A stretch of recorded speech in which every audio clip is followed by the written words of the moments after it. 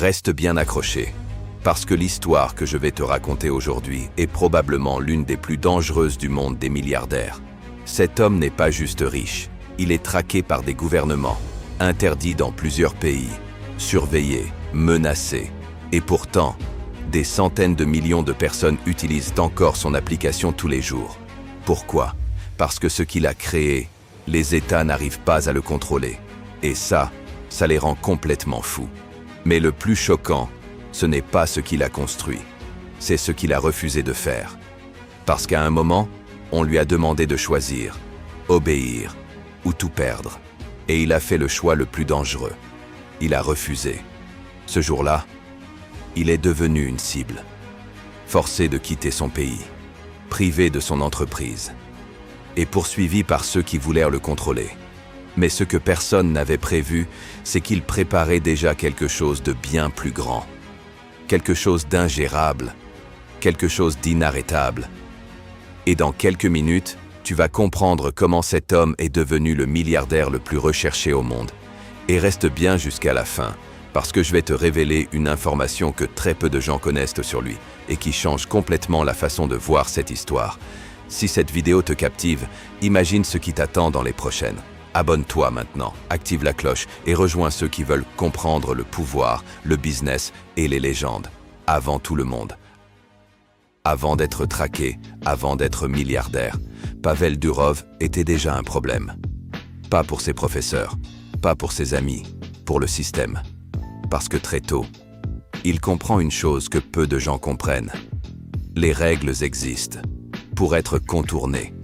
Enfant, il ne cherche pas à suivre, il cherche à comprendre et surtout à maîtriser. Les ordinateurs deviennent son terrain de jeu, mais pas comme les autres. Là où certains apprennent à utiliser, lui apprend à contrôler. Et ça change tout. Très vite, il développe une capacité rare, voir les failles, dans les systèmes, dans les réseaux, dans les structures. Et une fois que tu vois les failles, tu peux tout faire exploser. Mais à ce moment-là, personne ne le prend vraiment au sérieux. Erreur. Parce que Pavel Durov ne veut pas juste réussir, il veut construire quelque chose d'incontrôlable. Et ça commence à l'université. Pendant que les autres étudiants vivent leur vie, sortent, profitent, lui construit. Encore, toujours, sans s'arrêter. Et très vite, il lance un projet, un réseau social, mais pas juste un clone, une machine. Son nom, VK. Et là, tout s'accélère. En quelques mois, les utilisateurs arrivent, puis explosent, puis envahissent la plateforme. Des millions, puis des dizaines de millions, puis encore plus. Et soudain, Pavel Durov contrôle quelque chose de très dangereux. L'attention, l'information, les gens. Et ça attire forcément quelqu'un. Le pouvoir. Parce que dans certains pays, contrôler l'information, c'est contrôler le pays. Et très vite, le gouvernement russe commence à regarder. D'abord de loin, puis de plus en plus près, puis directement. Et là, tout change. On ne lui propose pas. On lui demande.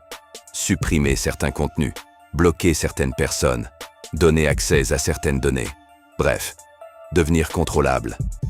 Mais Pavel Durov ne fonctionne pas comme ça. Il ne négocie pas. Il refuse. Une fois, puis deux, puis encore. Et chaque refus le rend plus dangereux. Parce qu'à ce moment-là, il n'est plus juste un entrepreneur. Il devient un obstacle. Et dans ce genre de situation, les obstacles disparaissent ou sont remplacés. Et ce que peu de gens savent, c'est que la pression commence vraiment ici. Tentative de rachat, pression politique, menaces indirectes.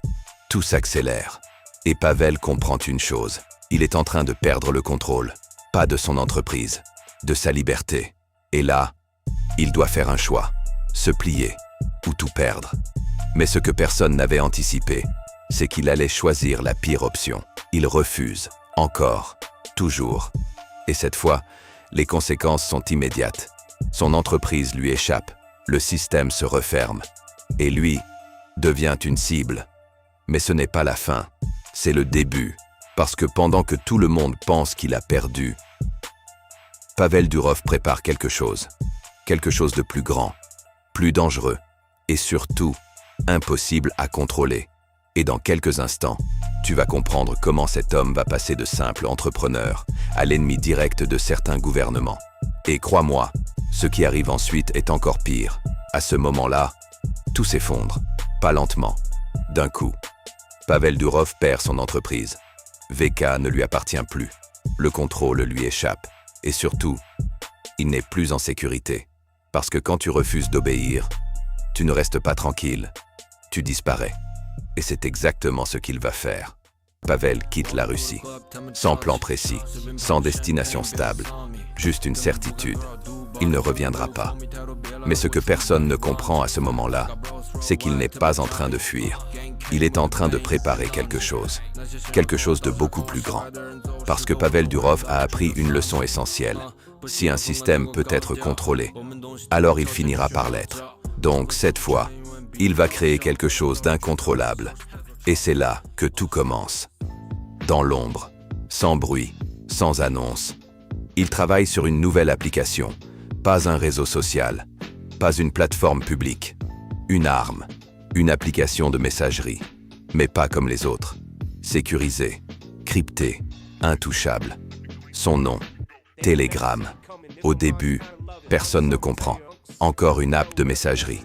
Rien d'impressionnant. Mais très vite, quelque chose change. Les utilisateurs arrivent. Encore et encore. Mais cette fois, ce ne sont pas les mêmes. Journalistes, opposants politiques, personnes surveillées, ceux qui ont quelque chose à cacher ou à protéger. Et ça attire immédiatement l'attention des gouvernements. Parce que cette fois, ce n'est plus un réseau social.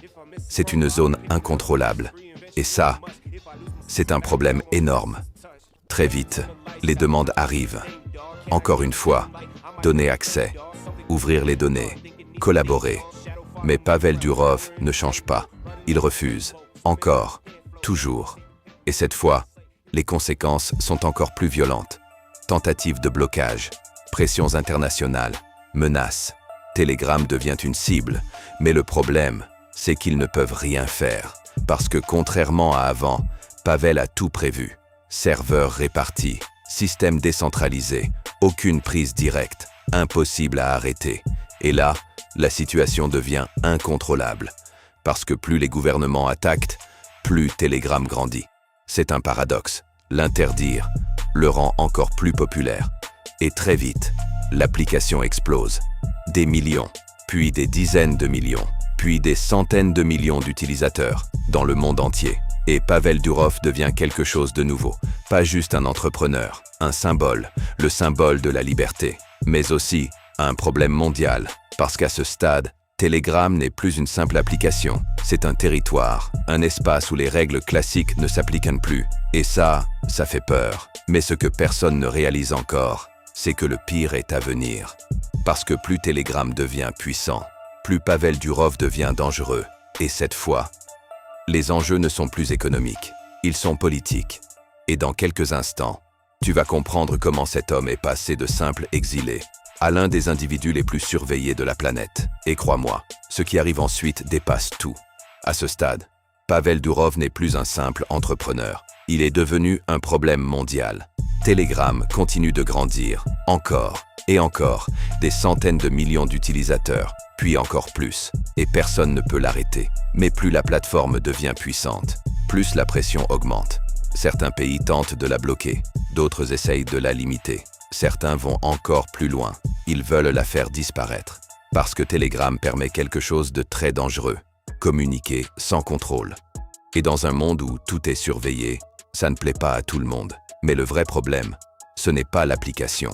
C'est l'homme derrière, Pavel Durov. Un homme sans pays fixe, sans siège officiel, sans véritable attache. Impossible à localiser durablement. Et ça change tout. Parce qu'on ne peut pas contrôler quelqu'un qu'on ne peut pas atteindre. Mais ce que peu de gens savent, c'est que Pavel Durov vit une vie très particulière. Pas de luxe visible, pas de démonstration de richesse, pas d'exposition inutile. Discret, très discret, comme s'il savait quelque chose que les autres ignorent. Et pourtant, il contrôle l'une des plateformes les plus influentes du monde. Un paradoxe. Mais derrière cette image, la réalité est beaucoup plus tendue. Parce que Telegram est utilisé partout le monde. Et ça inclut aussi des personnes que certains gouvernements voudraient contrôler. Et c'est là que tout devient dangereux. Parce que Pavel Durov refuse toujours, de donner accès, même sous pression, même face à des demandes directes. Il ne cède pas. Et ce refus constant fait de lui une cible permanente. Mais ce qui est encore plus impressionnant, c'est qu'il continue d'avancer, d'améliorer Telegram, d'ajouter des fonctionnalités, de renforcer la sécurité, comme si la pression n'existait pas. Et aujourd'hui, Telegram est bien plus qu'une application.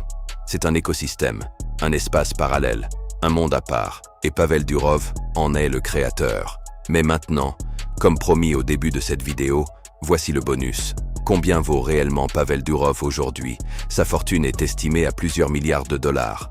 Mais contrairement aux autres milliardaires, son vrai pouvoir n'est pas l'argent, c'est le contrôle, ou plutôt l'absence de contrôle, parce qu'il a construit quelque chose d'unique. Une plateforme que même les États n'arrivent pas à maîtriser. Et ça n'a pas de prix. Mais la vraie question est ailleurs. Jusqu'où cela peut aller? Parce que si Telegram continue de grandir, alors le rapport de force pourrait changer entre les individus et les gouvernements. Et si ça arrive, Pavel Durov ne sera plus juste un milliardaire. Il sera quelque chose de bien plus puissant. Et peut-être beaucoup plus dangereux. Et si cette histoire t'a surpris, attends de voir ce que certains autres titans du business ont fait pour atteindre le sommet.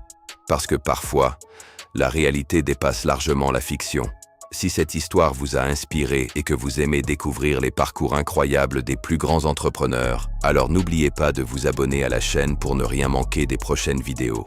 Activez la cloche pour être informé dès la sortie d'un nouvel épisode, laissez un like si le contenu vous a plu et partagez cette vidéo autour de vous. Dites-moi aussi en commentaire quelle autre success story vous aimeriez voir sur la chaîne.